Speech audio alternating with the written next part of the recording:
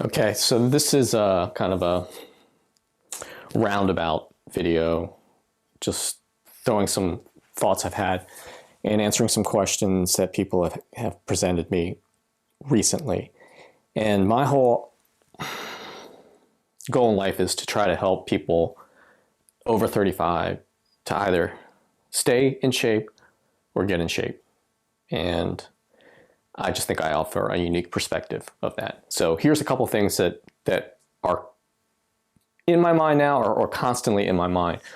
If someone were to ask me, Will, what would you work on if I was trying to get into shape? Well, again, I would work on body weight movements, basic stuff. And this is where it gets tricky for people that had come from, let's say an active childhood, active young adulthood, active 20s, and just life took over and you fell off the wayside, which is incredibly common.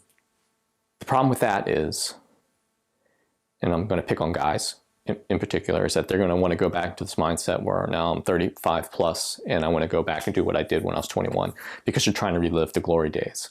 And there's a rule of thumb that I give myself is you can only go back in time as far as your fitness, a 10-year window.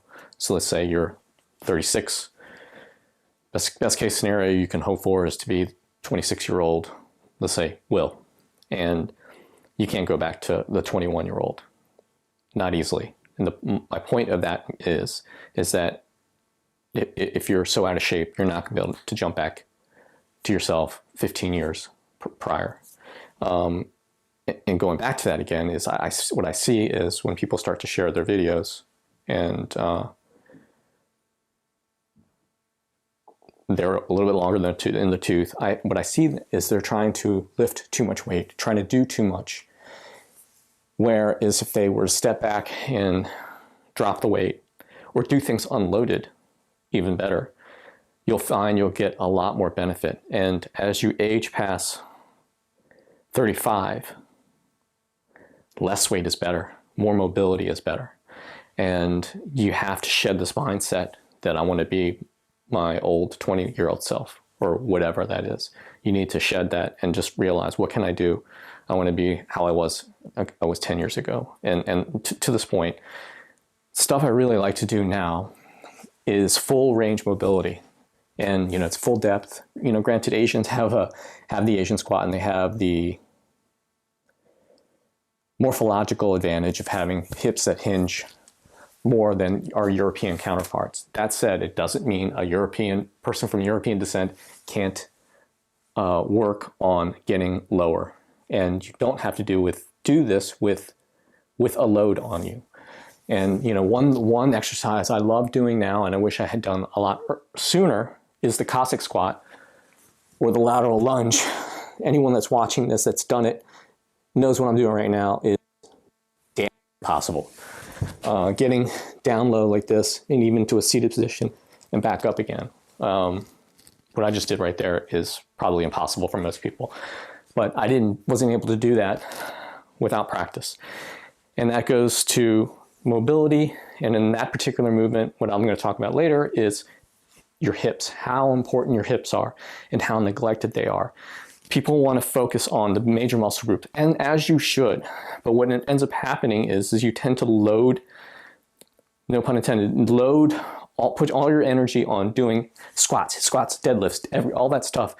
But then it becomes non-functional and you can't squat low. You start to squat a lot and this happened to me. I could squat like this at, let's say, 275, and then 300 starts to be like this, and then you lose that range of mobility and you find yourself, you can't get down anymore into this.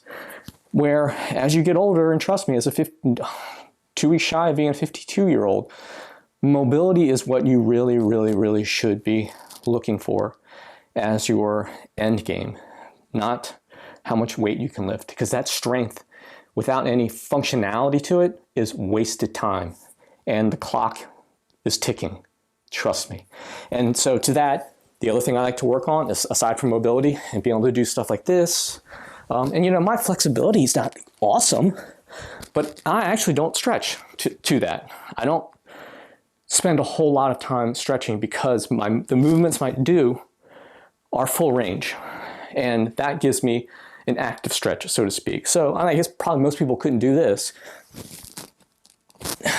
And to be honest, I haven't tried that in months. The other thing I like to work on is core. And I'd like to do a whole video on core in itself because people focus on core as the vanity, for the vanity aspects.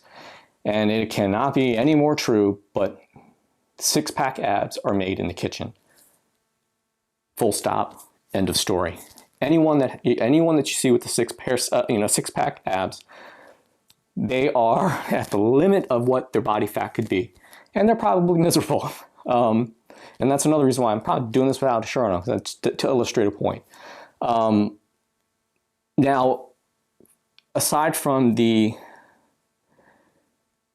aesthetic point of having six-pack abs, from someone any age, someone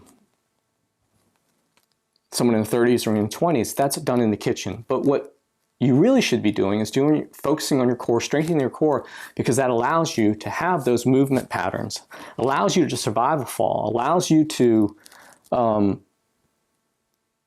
be able to support all of your weight in a functional way. And as we move into a society where we're moving away from actually making things and using our hands and using our bodies into sitting in a desk, your core is even more important than it ever has been. It's because you have a tendency from sitting at a desk to hunch over, poor posture, and this is a very weak position, where this is a very powerful position. And like I said, now more than ever, we need to work on our core because it's something we just don't use in day-to-day life.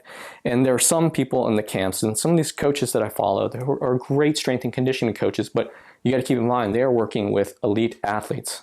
Anyone over 27, 30 years old, you're not an elite athlete anymore, and you need to really work on your core because we live in a society that doesn't allow us to use this part of our body.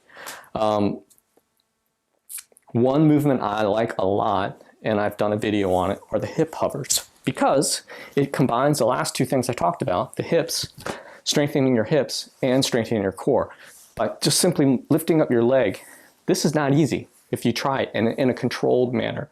Sure, you can try to do this, but what this does is it focuses on this part of your hip and this top part of your quad, which you almost never use, and you have to strengthen your core here because it's down towards this lower part, which is part of your core that you use for squatting, not the upper muscles that you would use for a crunch, that you would strengthen with a crunch.